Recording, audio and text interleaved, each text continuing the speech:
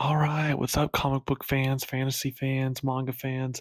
As always, I'm Shay from the channel Zachary Shay, and today I'm going to be talking about um, the conversation of DC versus Marvel. And just for this video, I was holding up Supergirl Woman of Tomorrow by Tom King and Chip Zdarsky's omnibus number 1 of his Daredevil run with Marco Cicchetto.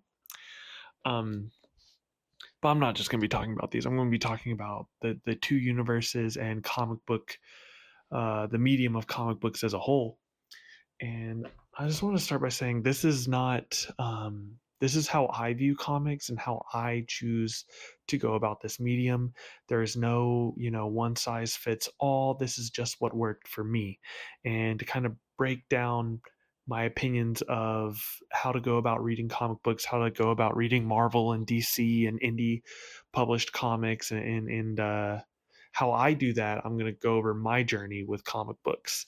So whenever I first got into comic books, I want to say I was around 9 or 10, maybe 11, and I got really into the Annihilation comic books, which those were by Marvel, and it had to do with Annihilus, the Fantastic Four villain, and it was like this big space opera spanning sci-fi. If you know me, I love fantasy and sci-fi, and it had this massive scope, and I really loved it.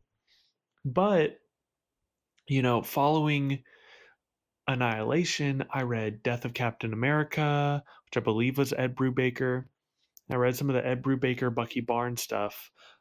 If it's not Ed Brubaker, I will correct it in editing, but believe it's Ed Brubaker. So I read that, and then I read some more stuff, and then I got into. I had in my head that Marvel was more gritty and darker, and DC was like this, poppy, fun. And I couldn't be further from the truth. I actually think Marvel is more family friendly, and DC is more willing to push those grim, dark boundaries. Um, but at the time I started the DC New 52 stuff, and then I did that for a while. Some were great, like I think it was Brian Azzarello's Wonder Woman and Scott Snyder and Greg Capullo's Batman were absolutely next level amazing. But some of the other things didn't really work for me. And then I kind of fell out of love with superhero comic books, and it was a comic book called Saga, printed by Image Comics by Brian K. Vaughan, that really got me back into loving comic books.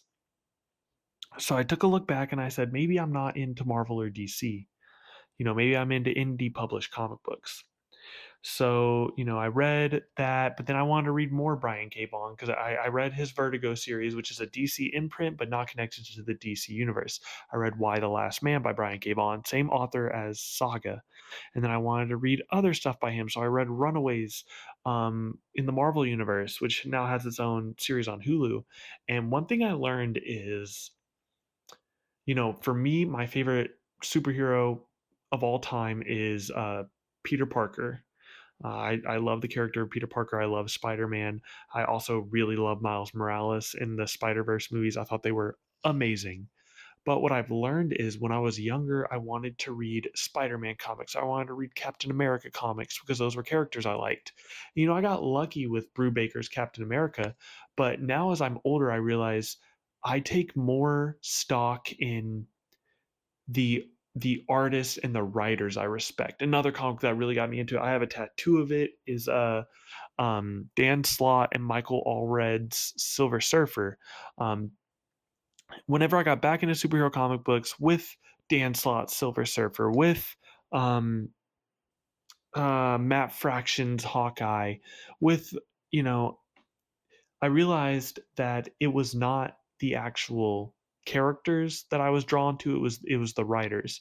And the thing is, okay, Spider-Man being an amazing character that I really love, Spider-Man is a type of character that has kind of suffered from not having the best writers and the best creative team. So I've learned is, for instance, one author I love is Tom King. Was I a huge Supergirl fan? Is that why I picked this up? No, I picked it up because I know Tom King doesn't miss, at least for what I want out of comics. And if you are a comic book fan in today's day and age, a lot of comic books are written to tie into the next movie or to be the next big event comic. So you kind of have to keep your eyes out and yes, you might like Guardians of the Galaxy, you might like Spider-Man, you might like Iron Man, but you have to look at the creative team behind that. And you might love now one character that is safe from this is Batman is usually given top tier creative teams. So most Batman runs you'll be pretty safe. That being said, they're not all Scott Snyder. They're not all Frank Miller's The Dark Knight Rises. They're not all Jeff Loeb's The Long Halloween. They're not all Frank Miller's Year One. You know, they're not all equal, but Batman is one of those characters that has amazing runs throughout. Invincible from Image Comics, another character. It's all written by Robert Kirkman, so it's all great. But you have to really look at these creative teams and see who are writers that really care about the craft and aren't just pandering to whatever's hot at Marvel or DC. So it's really not Marvel versus DC versus indie publishing. It's which writers are, you know, actually writing something worth talking about and worth reading. And just to cover some authors that I think um, authors and artists that I think are really phenomenal in the industry. Fiona Staples, who does the art on Saga, she is immensely talented. Um, Marjorie Loof, who wrote Monstrous, is amazing. Brian K. Vaughan, who wrote Saga, is amazing. So both the artist and the author of Saga, I think, are immensely talented. Anything written by Alan Moore, anything written by Frank Miller, anything written by Jeff Lemire. I mean, Jeff Lemire has some misses, in my opinion, but he's definitely a talented writer. And this isn't my most, thought out video essay. I see a lot of people wanting to get into comic books and having no idea where to start, and picking up a character that they think they love, that they do love, and they think that they're going to love that comic book run, and they just walk away unimpressed. And what I would recommend is spend time on Reddit or Google it, or I know Reddit can be a scary place, but if you go r/comic book fans and you just kind of look for like what are some well respected runs. Now that doesn't mean you can't, go into a comic book store and have some of the wonder of discovering your new favorite thing. That is, I love going into a comic book store and seeing something I've never even heard of. But you do have to be wary of some of these creators are just capitalizing on, the newest Marvel Disney movie buzz. So I think, just kind of look on the comic book, because sometimes comic books will be endorsed by other artists. They'll write reviews on the front cover of the comic book. But I think one lesson I've learned in my comic book journey is always value the talent of the creative team behind the work more than, reading a character. You really enjoyed their movies, so you want to get into their comic books, because, I really enjoyed the character of Daredevil. So I dived into the Frank Miller and Chip Zdarsky stuff. I'm not going to go way back into the Stan Lee stuff, because as much as I love Stan Lee's creativity, I do not like his technical writing. I do not like the way he writes dialogue and the way he writes character motivations. Now, some people will probably love Stan Lee's original stuff. All I'm saying is find a creative team that works for you and start, look for. I will read anything that has Alan Moore's name on it.